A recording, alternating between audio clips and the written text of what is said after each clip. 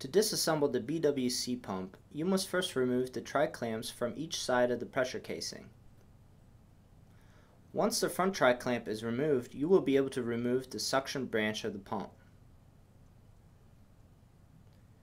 After removing the back tri-clamp, you will be able to remove the stator and pressure branch.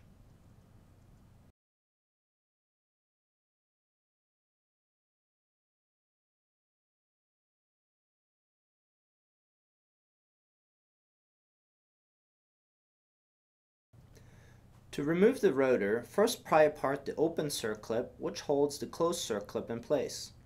Once these are removed, you will be able to push out the coupling rod pin and remove the rotor from the plug-in shaft.